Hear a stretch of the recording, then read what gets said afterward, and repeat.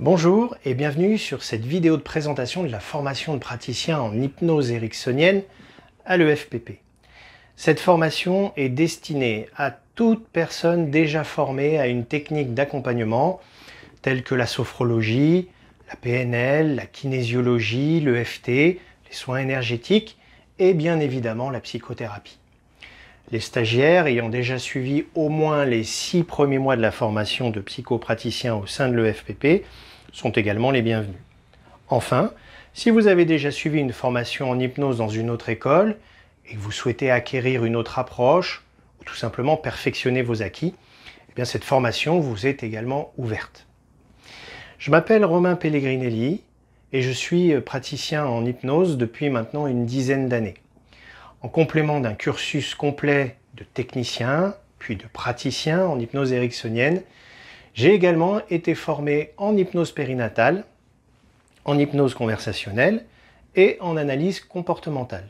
Je me suis ensuite diversifié en me formant à l'EFT, qui est une technique psychocorporelle basée sur la stimulation des points d'entrée et de sortie des méridiens d'acupuncture, et au Rhythmo, qui est pour sa part une technique de désensibilisation émotionnelle basée sur des stimulations bilatérales.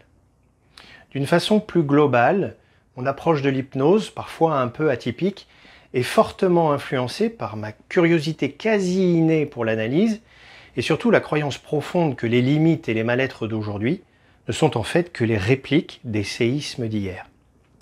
Mon ambition ultime, à travers cette formation, est d'offrir à un maximum de patients l'opportunité de rencontrer des praticiens possédant une démarche intégrative et ayant une ouverture d'esprit suffisante pour leur permettre de mixer plusieurs courants thérapeutiques complémentaires. Pour vous, je m'engage à ce qu'en fin de formation, vous possédiez la culture générale utile autour de l'hypnose thérapeutique, que vous sachiez incarner une posture hypnotique et que vous puissiez bien sûr amener vos consultants dans un état modifié de conscience, et enfin que vous ayez à votre disposition des outils de travail permettant la mise en œuvre de changements rapides et sûrs pour vos clients. Je m'engage également à vous apprendre à oser et à pratiquer cet outil aussi puissant que mystérieux et que vous ayez toutes les pistes de développement nécessaires à votre épanouissement hypnotique. Je vous invite à regarder le programme détaillé de cette formation sur le site de l'EFPP. Et peut-être devrais-je répondre à la question, mais finalement, qu'est-ce que l'hypnose ericksonienne ? Eh bien, pour commencer, tout le monde a au moins une vague idée de ce qu'est l'hypnose à travers notamment les spectacles et les shows télévisés.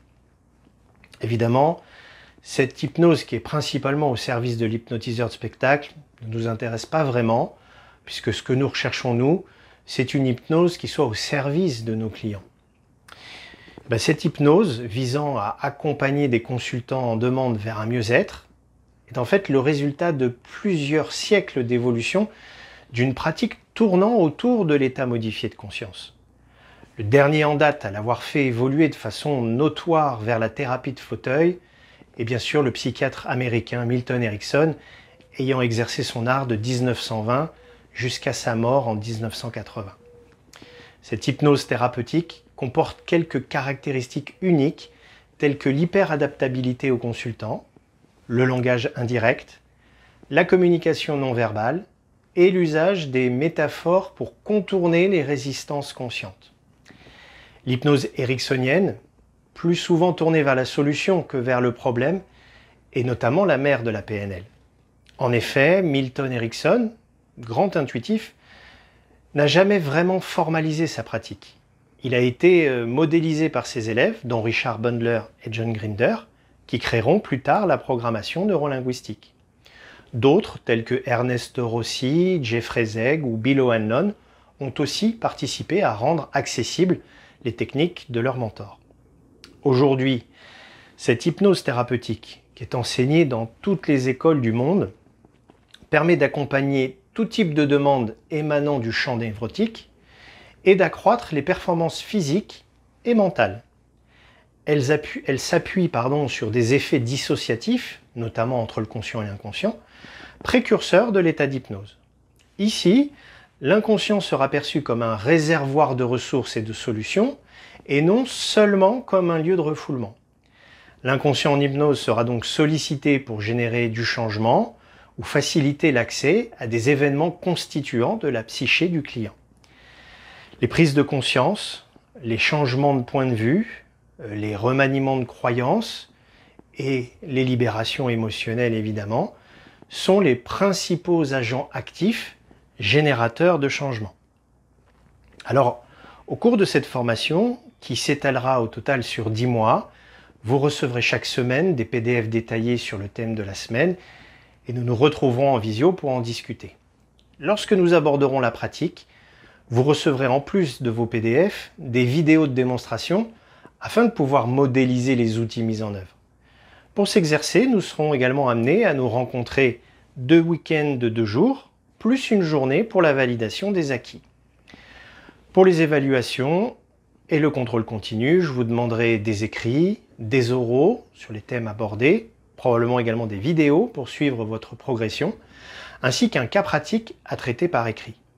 À la fin du cursus, lors de la journée de validation, il vous sera demandé de mener une séance complète d'hypnose avec un de vos co-stagiaires, plus de réaliser une induction seule qui sera tirée au sort.